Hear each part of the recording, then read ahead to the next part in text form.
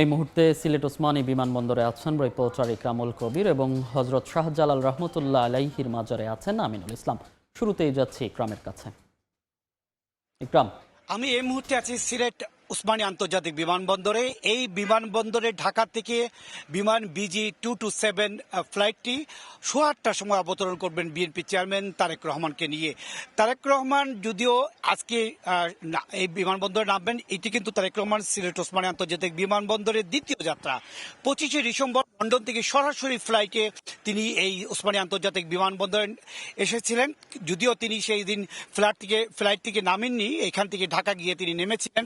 আজকে হবে তার দ্বিতীয়বারের মতন ওসমানী আন্তর্জাতিক বিমানবন্দরে অবতরণ এবং এখান থেকে চলে যাবে পার্শ্ববর্তী, এখানে কাছে একটি হোটেল রয়েছে 5 স্টার হোটেল, সেখানে তিনি যাওয়ার পরে সেখান থেকে অন্যান্য অনুষ্ঠানে অংশগ্রহণ করবেন। সেই অনুষ্ঠানের মধ্যে রয়েছে হযরত শাহজালাল রহমতুল্লাহ আলাইহি, হযরত শাহপরান রহমতুল্লাহ আলাইহির মাজার জিয়ারত এবং দক্ষিণ সুরমা সিলাম ইউনিয়নে তার শ্বশুর বাড়ি, সেখানে তিনি আমরা যতটুকু জেনেছি সেখানে সে নৌশভোজ করবেন এবং আজকে ওনার সাথে 14 সদস্যের একটি বিএনপির সিনিয়র যারা নেতৃবৃন্দ আছেন তারা সবাই ওনার সাথে আসবেন এবং তারেক রহমানকে বহনকারী যে বড় বাসগুলো আমরা দেখেছি সেই বাসগুলো ইতিমধ্যে এসে গেছে এবং তাকে বহনকারী যে গাড়ি সেই গাড়িও ইতিমধ্যে সিলেটে এসে পৌঁছে গেছে।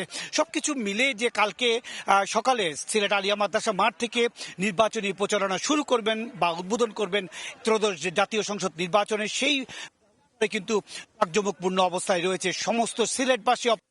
আগামীকালকে যে সকালে 11টার দিকে বিএনপি চেয়ারম্যান তারেক রহমান সেই মঞ্চে ওঠার কথা এবং তিনি সিলেট এবং সুনামগঞ্জের 11 জন প্রার্থীকে বিএনপি এবং বিএনপি দলীয় জোটের প্রার্থীকে পরিচয় করিয়ে দিবেন এবং সেখানে তিনি বক্তব্য রাখবেন। তার বক্তব্য শোনার জন্য শুধুমাত্র বিএনপির নেতাকর্মীও নয়, তার বক্তব্য শোনার জন্য সিলেটে 1 কোটি মানুষ অধীর আগ্রহ অপেক্ষা করছেন। সিলেট বিভাগে আরও 2টি সমাবেশ রয়েছে, একটি হচ্ছে গিয়ে মৌলভীবাজারের শেরপুর আর একটা হচ্ছে গিয়ে শায়েস্তাগঞ্জ হবিগঞ্জের শায়েস্তাগঞ্জ। এই 2টি সমাবেশ করার পরে তিনি ঢাকার পথে বিভিন্ন সমাবেশ, অন্তত 60টি সমাবেশে তিনি প্রধান অতিথির বক্তব্য রাখবেন। মোটামুটি আগামীকাল থেকে নির্বাচনী যে প্রচারণা শুরু হচ্ছে সেই প্রচারণা শুরু করবেন বিএনপি চেয়ারম্যান তারেক রহমান। এ ছিল সবশেষ। দর্শক, কিছুক্ষণ আগে আমাদের সহকর্মী ইকরাম আসলে যেটি বলছিলেন যে বিমানবন্দরে তিনি অবতরণ করার পর থেকেই কিন্তু তিনি সিলেটে যে হোটেলটি নির্ধারিত রয়েছে সেই হোটেলে যাবেন। এর পরপরই কিন্তু মধ্যরাতে তিনি এই শাহজালাল রহমতুল্লাহ আলাইহির দরগাহ প্রাঙ্গণে আসবেন। আপনি জানেন যে বংশ পরম্পরায়, অর্থাৎ তিনি তার পরিবারের যিনি পিতা তিনিও কিন্তু তার নির্বাচনী প্রচারণা এখান থেকে শুরু করেছিলেন এবং তার মাতা বেগম খালেদা জিয়া তিনিও কিন্তু তার নির্বাচনী প্রচারণা ঠিক এই দরগাহগুলো যেখানে রয়েছে সিলেটের শাহজালাল রহমতুল্লাহ আলাইহির মাজার এবং পাশাপাশি শাহপরান রহমতুল্লাহ আলাইহির মাজার, এই 2টি দরগাহ প্রাঙ্গণে তিনি জিয়ারতের মধ্য দিয়ে কিন্তু নির্বাচনী প্রচারণা শুরু করবেন। আপনারা জানেন যে কালকে সকালে তিনি আলিয়া মাদ্রাসা মাঠে বক্তব্য রাখবেন। তার আগে এখানে মধ্যরাতে আসার কথা রয়েছে শাহজালাল রহমতুল্লাহ আলাইহির দরগাহ প্রাঙ্গণে। ইতিমধ্যে এখানে কিন্তু নির্বাচনী প্রচারণাকে লক্ষ্য করে কিন্তু সিলেটের আপনারা জানেন যে আইনশৃঙ্খলা রক্ষাকারী বাহিনীর যে কয়েক স্তরের নিরাপত্তা বলয় তৈরি করা হয়েছে। পাশাপাশি যেহেতু আজকে রাতে এখানে আসবেন, রাত ঠিক 12টা নাগাদ এখানে আসতে পারেন এমনটি আমরা জানতে পেরেছি।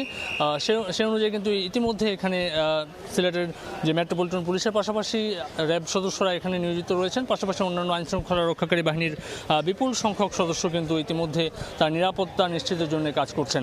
তো ইতিমধ্যে একটি বিষয় বলে রাখছি যে সিলেট, সুনামগঞ্জ, মৌলভীবাজার এবং হবিগঞ্জের যেসব নেতাকর্মীরা রয়েছেন বিএনপির, তারা কিন্তু সিলেটে আসতে শুরু করেছেন এবং এই যে তার যে সফর, এই সফরটিকে সফল করে তুলতে কিন্তু আগামীকালকের যে কর্মসূচিগুলো রয়েছে সেই কর্মসূচিতে দলে দলে যোগ দেওয়ার আসলে চেষ্টা করছেন এসব নেতাকর্মীরা।